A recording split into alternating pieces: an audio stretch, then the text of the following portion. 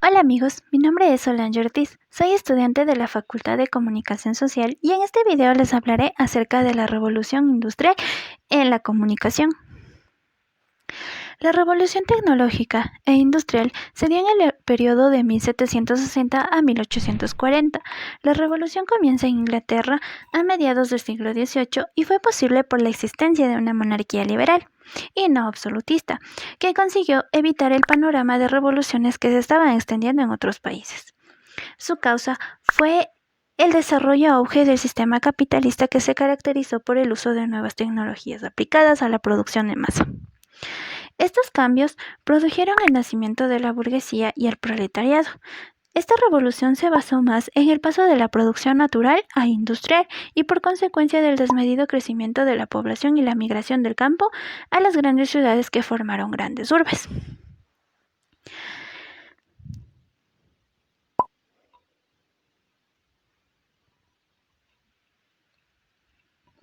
La mecanización de la industria se basó en innovaciones, como por ejemplo la máquina a vapor, el motor eléctrico y la hiladora mecánica, entre otros. Por mostrarle así un pequeño ejemplo en las siguientes imágenes.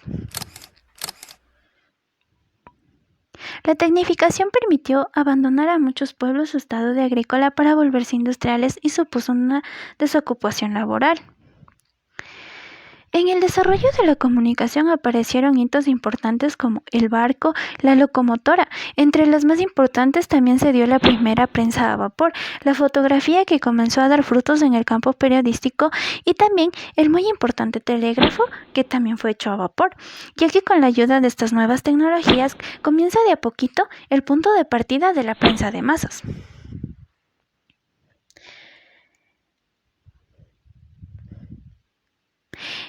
El precursor y primer medio de prensa de masas fue el The Times, que se caracterizó por su integridad e independencia frente al poder político. Sin embargo, comulgaba con los Tories y desconfiaba de los socialistas. Fue importante este periódico porque se dejó a un lado la prensa de mano y se comenzó a imprimir mediante una máquina que reivindicó el profesionalismo de los periodistas. Por ejemplo, la integridad e independencia. Comienza una gran escala de ejemplares. El triunfo del The Times se dio por la Guerra de Crimea, que fue liberada por Gran Bretaña, y de ahí surgió el prototipo del corresponsal de guerra. Debido al alto precio del The Times, se podía leer exclusivamente en ciertos lugares, y el aumento de ciudadanos alfabetizados crecía en gran mayoría. Ojo, aquí se da el aparecimiento de artes gráficas y el periódico de 4 páginas. A partir de aquí comienzan a aparecer distintos periódicos de incrementar la prensa de masas, unas denominadas populares y otras de calidad. La más representativa de la prensa popular fue el The Daily Telegraph. Fue fundado por Arthur B. Slade en junio de 1861 y de la prensa de calidad fue el Daily Mail, que comenzó como prensa popular, pero fue haciéndose exclusiva para gente de élite, fundada por Alfred Armstrong Ward en 1896. Por otro lado, el primer periódico norteamericano fue el The Boston Newsletter. Fue fundado por Bartholomew Green en 1704. Comienza a evolucionar Estados Unidos en la prensa de masas debido a lograr grandes audiencias y evolución de pesados impuestos, que al parecer forman el sensacionalismo amarillista. En el sensacionalismo, uno de los primeros periódicos fue el The New York Sun, fundado por Benjamin Day. Apareció en el año de 1883. Su contenido tenía noticias de suicidios, incendios, robos, etc. Era un periódico que buscaba polémica y llamar la atención del lector. Algo parecido en el amarillismo, donde el periódico representativo fue el The New York Herald, que fue fundado por James Bennett en el año de 1835. Se denominó amarillista porque su primera página publicaba la figura de un hombre de color amarillo, que contaba noticias, por ejemplo, de crímenes o catástrofes. Mejora la técnica de redacción de historias, el manejo de imágenes titulares y su contenido era para todos.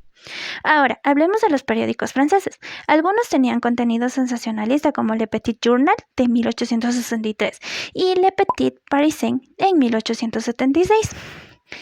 Estas se caracterizaron por la libertad de publicación porque no dependían del gobierno o del Estado, sino de sus anunciantes.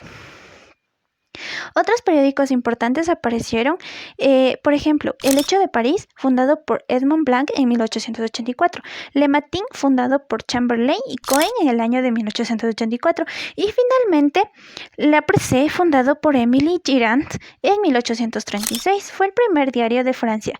Ponía sus servicios a los anunciantes y no a los políticos, y poseía un contenido de gran información, literatura, publicidad y de negocios. Otros periódicos en Europa que se destacaron fueron El Día en España, fundado por el Marqués de Riscal en 1868, Berliner Tageblatt, fundado por Rodolfo Mosin en 1871, de inclinación política y liberal. Algunas diferencias entre periódicos de Estados Unidos y Europa podemos destacar lo siguiente. En Estados Unidos el contenido era buscar la masa, buscar las masas. Pudieron abolir los grandes impuestos. Su contenido se basaba a veces creando rumores, muchas veces antiéticas, y no dependían en su totalidad de los anuncios. En la censura en Inglaterra era muy vigilada en espacios públicos y se ponían altos impuestos al costo de periódicos de los impuestos de timbre. Por ejemplo, el The Times costaba 7 peniques, Daily Mail medio penique, Daily Telegraph 1 penique. La censura era la intervención de la policía en sitios públicos. Por otro lado, tenemos lo que es The Boston Newsletter, que costaba 6 centavos. Para finalizar, la revolución industrial ayudó a dar un gran paso y evolucionar de una comunicación a mano hacia una comunicación de masas. Debido al gran impacto de la producción de máquinas, los miles de ejemplares en unas horas, y donde se vio fortalecido la profesión del periodista. La información se convirtió en una necesidad que debía ser satisfecha. Muchas gracias. Espero que les haya gustado.